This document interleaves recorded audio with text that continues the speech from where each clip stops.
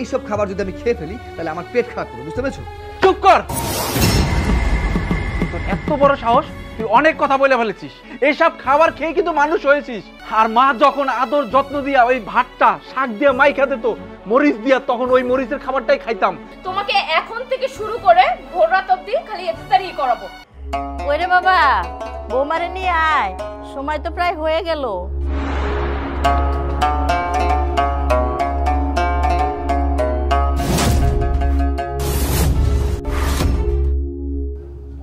এগুলো কি?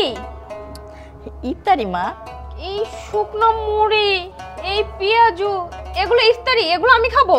বৌমা, আমরা তো এগুলো দিয়ে ইফতারি করি, আমাদের সামর্থ্য অনুযায়ী আমরা এগুলো দিয়ে ইফতারি খাই। শোনেন মা, আপনারা এগুলো দিয়ে ইফতারি করেন ভালো কথা, কিন্তু আমি কখন এগুলো মুখেও তুলিনি। আমাদের বাসায় বিভিন্ন আইটেমের ফ্রুটস, ভিআইপি রেস্টুরেন্ট থেকে যে সমস্ত ইফতারি আনা হয় তা তো আপনার কোনোদিন চোখেই দেখেন না। শোনেন, আমি ওগুলো ছাড়া কখনো ইফতারি করি না, করতেও পারবো না, বুঝতে পারছেন? হ্যাঁ মা, ও একদম ঠিক কথা বলেছে।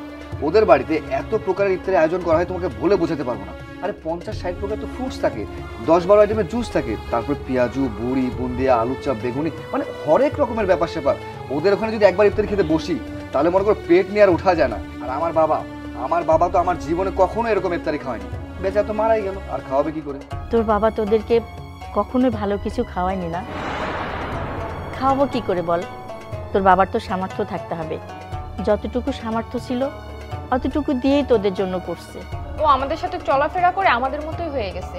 এখন এই গরিব খাবার ওর পেটে না সহ্য হবে না, পেট খারাপ করে ফেলবে। তাই আমি বলি কি, কালকে থেকেও আমাদের বাড়িতেই থাকুক। তুমি কি বলো? একদম তুমি ঠিক কথা বলছো বাপ, আমি তাহলে ওদের বাড়িতেই থাকি। ঠিক আছে বাবা, এখন তো তুই বড় লোক শ্বশুর বাড়ি পাইছিস, ভালো ভালো খাবার খাস, আমাদের না শোনালেও চলবে। তুই যদি মনে করিস ওখানে ভালো থাকবি, আমার কিছু বলার নেই। হ্যাঁ মা, তাহলে আমি ওদের বাড়িতে থাকি, আর আমাদের এখন 2 গ্লাস পানি খেলেই হবে, আর বাকি ইফতারিটা না হয় ওদের বাসায় গিয়ে করে নেবো। মা, ইফতারি সবকিছু রেডি হয়েছে তো?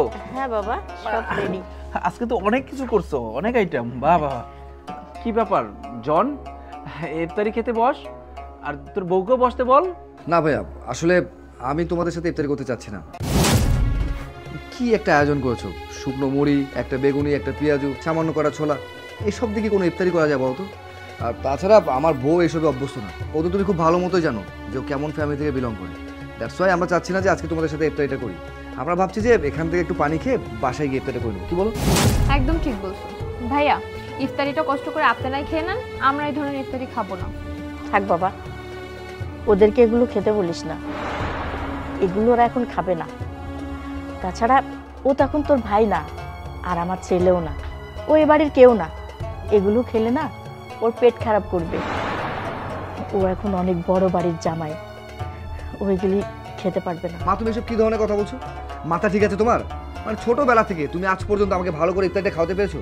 ওই ছোটবেলা থেকে দেখে আসছি এই সামান্য পেঁয়াজু, পুরি, বুন্দিয়া এইসব দিয়ে ইফতারি করেছো, মানে কি এসব না? আর এসব খেতে খেতে না আমার শরীরের হেলথের অনেক প্রবলেম হয়ে গেছে। আর তাছাড়া আমি আমার শ্বশুর বাড়িতে এমনভাবে ইফতারি খেয়ে অভ্যস্ত হয়েছে যে এইসব খাবার দাবার এখন আমার শ্যুট করে না। আমি এখন বড় হয়েছি, বড় চাকরি করছি, আমার সাথে এসব যায় না মা। আর তাছাড়া আশেপাশের লোকজন যদি এসব জানে, আমার মান সম্মান প্রেস্টিজ কোনো কিছু থাকবে? আর আমি এখন যে ধরনের খাবার খেয়ে অভ্যস্ত হয়েছি, এইসব খাবার যদি আমি খেয়ে ফেলি তাহলে আমার পেট খারাপ করবে, বুঝতে পেরেছো? চুপ কর,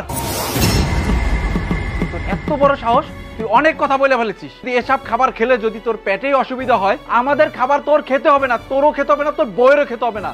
আরে শোন, এইসব খাবার খেয়ে কিন্তু মানুষ হয়েছিস।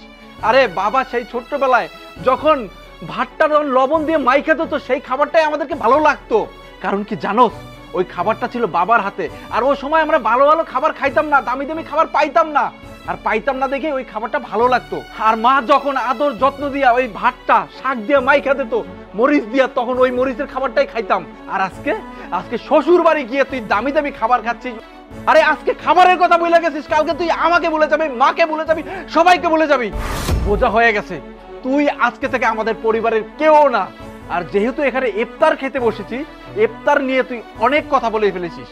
আরে এর আগে তো আমরা ইফতারি করেছি, একসাথে করেছি। বাবা যখন জীবিত ছিল তখন আমরা একসাথে ইফতারি করেছি, তখন তো এই খাবারটাও ছিল না, শুধু মুড়ি ছিল আর পানি ছিল, আর এটা দিয়েই কিন্তু আমরা রোজা খুলেছি। যাই হোক, তোর সাথে এত কথা বলে কোনো লাভ নেই, তুই একটা অমানুষ হয়ে গেছিস। আর একটা অমানুষের সাথে আমি এত কথা বলতে চাই না। এখন ইফতারির টাইম, তোর যেটা ভালো মনে হয় তুই সেটাই কর। হইছে, আর একটা কথাও না। এই তুমি আমার সাথে আমাদের বাড়িতে চলো, তোমাকে এখন থেকে শুরু করে ভোর রাত অবধি খালি ইফতারি করাবো। চলো, এই ছোট লোকদের সাথে থাকতে হবে না, আসো। মা, তুমি কষ্ট পাইও না। আসলে ও এখন আর আমার ভাই, তোমার সন্তান নাই মা। আর যদি থাকতো তাহলে ও এভাবে আমাকে ছোট কইরা এভাবে চলে যেতে পারতো না। ওর বইয়ের প্রত্যেকটা কথার ও জবাব দিত। আসলে ওর বইয়ের কেনা গোলাম হয়ে গেছে মা, কেনা গোলাম হয়ে গেছে। দেখো না ইফতারি নিয়ে কত কথা কইলো।